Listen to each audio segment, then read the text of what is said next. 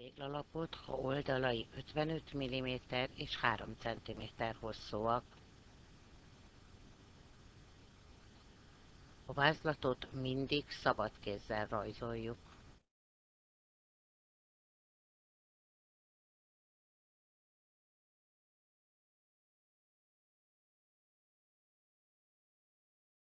Emeljük ki az adatokat.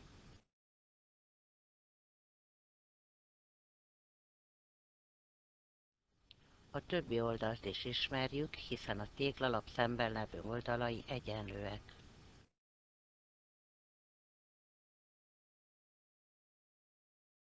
Tudjuk, hogy a téglalap oldalai merőlegesek egymásra. Jelöljük.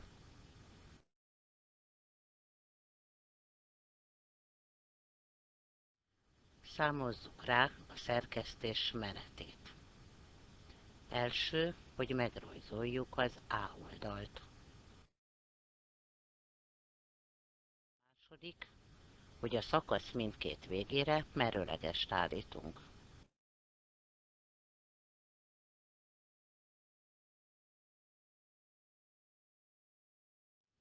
Harmadik lépés, hogy rámérjük a B oldalakat a merőlegesekre, tehát átsúcsba szórjuk a körzőt, B-re nyitjuk és elmetszük.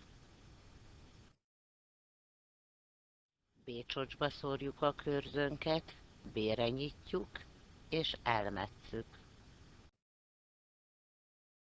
Megvan a D és a C csúcsunk, nincs más hátra, mint hogy ezt összekössük.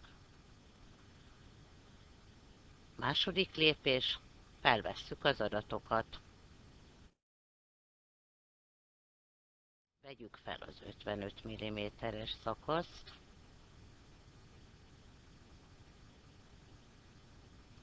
írjuk rá, hogy ez az A,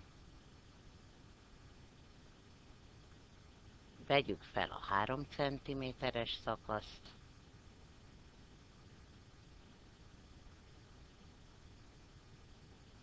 írjuk rá, hogy ez a B.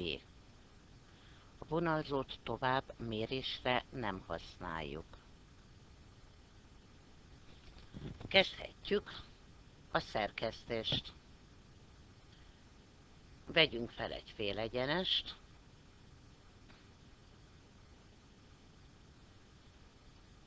írjuk rá az A csúcsot. Vegyük körzőnyílásba az A oldalt,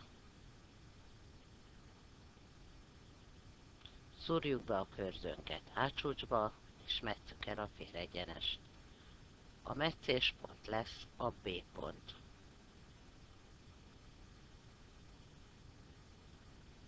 Állítsunk merőlegest a szakasz két végpontjára.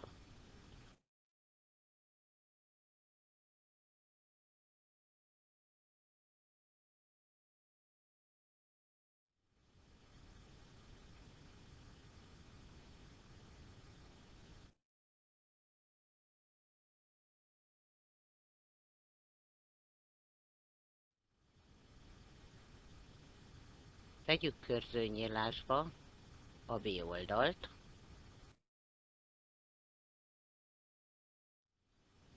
szúrjuk a körzőnket az A csúcsba, és készítsünk egy metszéspontot. Ez a D csúcs.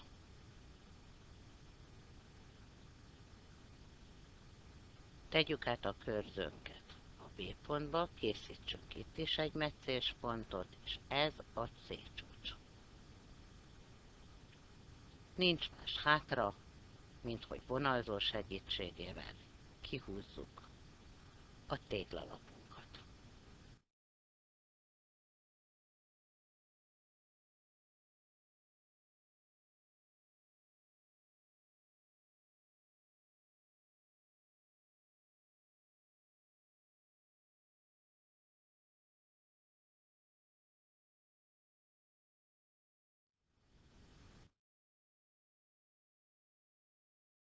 Egy gyönyörű szép téglalapot kaptunk megoldásul.